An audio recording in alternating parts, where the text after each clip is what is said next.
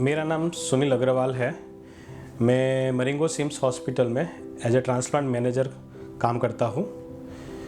यहाँ पे जो भी लोग ट्रांसप्लांट करवाने के लिए आते हैं उसको मैं एज ए ट्रांसप्लांट में क्या क्या प्रोसीजर होती है, कैसे कैसे उनको पड़ाव पार करने रहते हैं, वो मैं उनको गाइडेंस देता हूँ और उनको सहायता करता हूँ। सबसे पहले तो ब्रेन डेड के बारे में जस्ट थोड़ी सी ब्रीफ कर देता हूँ कि ब्रेन डेड जब इंसान होता है उसको पल्पस डायलेटेड हो जाती है, ठीक है, उसको वेंटिलेटर से पूरा सांस का कम्युनिकेशन होता है।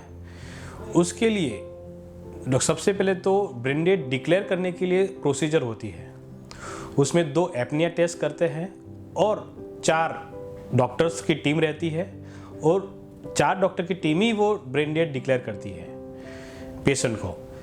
और उसमें से एक न्यूरोसर्जन या तो फिर न्यूरोलॉजिस्ट या एक critical care anaesthetic medical officer और उनको जो भी ट्रीटमेंट कर रहा है वो डॉक्टर या इंटेंसिविस्ट, उन्होंने जो चारों मिलके ही ब्रेन डेड डिक्लेयर होता है। उसमें गवर्नमेंट का फॉर्म आता है फॉर्म 10।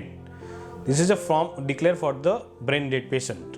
पेशेंट ब्रेन डेड है, उसके बाद में जो भी उनको ट्रीट डॉक्टर कर रहा है तो वो फैमिली से काउंसिल करता है और फैमिली से काउंसिल करने के बाद ही फैमिली से एक बात करता है कि सर आपका पेशेंट जो है वो ब्रेन डेड है, हमने पूरी की पूरी जांच की है और हमने ये डिक्लेयर किया है।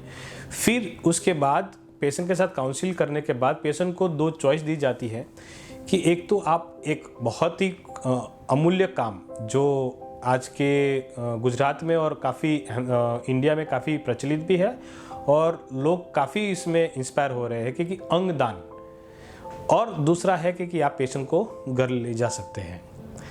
तो जब भी अंगदान की बात आती है तब पेशेंट को और पेशेंट की फैमिली को उसको पूरा का पूरा समझाया जाता है पेशेंट की फैमिली को कि अंगदान किस तरह से होता है और कैसे होता है।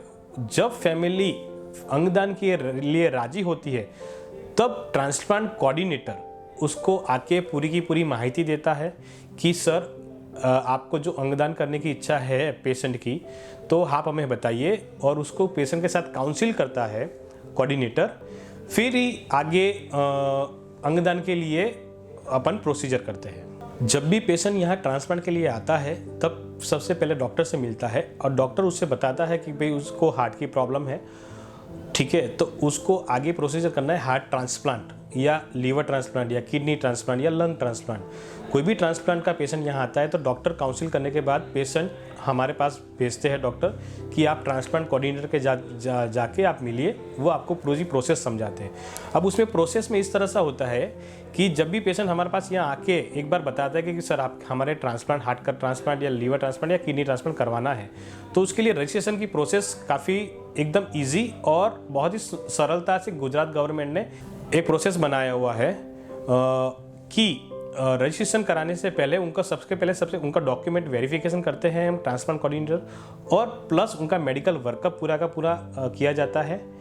उसके बाद में एक सोटो करके वेबसाइट है, state organ tissue transplant organisation, SOTTO के अंदर उसका रजिस्ट्रेशन करते, कैडेवरी के लिए आया है तो कैडेवरी के लिए रजिस्ट्रेशन करवाते हैं, जो लाइव के लिए आया है तो फिर उनको काफ़ी सारे डॉक्यूमेंट्स लाइव के लिए समझाया जाता है। किडनी ट्रांसप्लांट या लीवर ट्रांसप्लांट के लिए आता है तो लाइव प्रोसीजर भी होती है, हार्ट या लंग्स ट्रांसप्लांट होता है तो उसका कैडेवरिक ट्रांसप्लांट होता है। तो ये चीज़ काफ़ी रजिस्ट्रेशन के लिए प्रोसेस होती है और रजिस्ट्रेशन से करने से पहले उनका एक आधार कार्ड वेरीफाई किया जाता है, ब्लड ग्रुप वेरीफाई किया जाता है और उनके रेसिडेंस प्रूफ कि जो कहाँ रहते हैं वो वेरीफाई किया जाता है। उसके बाद में सोटो में हम उसको रजिस्ट्रेशन करते हैं, SOTTO and NOTTO is national level and SOTTO is state level, तो दोनों में उनका रजिस्ट्रेशन होता है।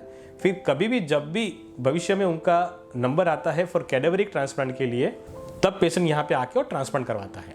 जो सोटो में रजिस्ट्रेशन करना होता है तो उसके लिए 5,000 रुपीज़ गवर्नमेंट ने चार्ज रखे हुए, बट उनके पास जो माँ कार्ड या आयुष्मान कार्ड या गवर्नमेंट की कोई भी स्कीम का कोड जो कार्ड है उसमें हम अप्लाई करके रखते हैं। उसमें एक ऑप्शन है सोटो की वेबसाइट में, माँ कार्ड या आयुष्मान कार्ड का, तो वो नंबर हम उसमें पुटअप करते हैं तो उनको कोई चार्ज करने की ज़रूरत नहीं पड़ती है और फ्री ऑफ कॉस्ट रजिस्ट्रेशन होता है सोटो में एंड नोटो में। उसमें प्रोसेस में ऐसा है कि टाइमिंग वाइज कोई नहीं बता सकते कब उनका नंबर आएगा, बट कोई पेशेंट सीख है तो जो सोटो में उनकी सॉफ्टवेयर के हिसाब से उनको नंबरिंग दिया जाता है। उसमें एक अलग अलग नंबर होते हैं, उसकी पेशेंट की सिकनेस कितनी है, क्या है, उसके हिसाब से नंबर दिया जाता है। उस हिसाब से जो कैटेगरी किसको मिलता है तो ही उनका नंबर आता है। बट अदरवाइज क्या है कि टाइमिंग नहीं बता सकते कब मिलता है। उनका नसीब होगा तो कल मिलता है, महीने भर भी लग सकता है, 6 महीने भी लग सकते हैं। गवर्नमेंट ने बहुत स्ट्रिक्ट रखा हुआ है और ये सॉफ्टवेयर बहुत गवर्नमेंट ने सोच समझ के बनाया गया है,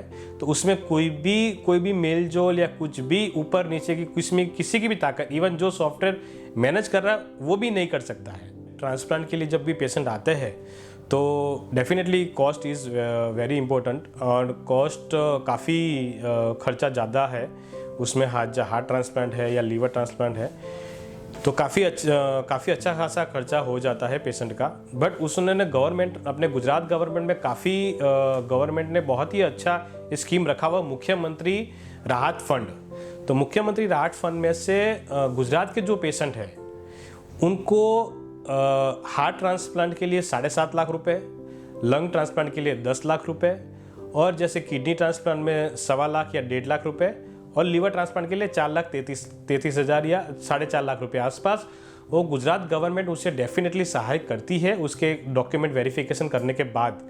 और गुजरात गवर्नमेंट ने काफ़ी अच्छा उन्होंने ये रखा हुआ है मूल्य, और उसमें पेशेंटों की काफ़ी सहाय हो जाती है। जैसे गवर्नमेंट हॉस्पिटल है वहाँ पे माँ कार्ड या आयुष्मान कार्ड या PMJY जो कार्ड है प्रधानमंत्री वाला, वो कार्ड चलते हैं और उसमें डेफिनेटली ये इंक्लूड है फॉर ट्रांसप्लांट के लिए। बट कई प्राइवेट अस्पताल है तो वहाँ पे कई प्राइवेट अस्पतालों ने लिया हुआ है, कई प्राइवेट अस्पतालों ने नहीं लिया हुआ है, तो ये चलता है, ऐसा नहीं है कि नहीं है।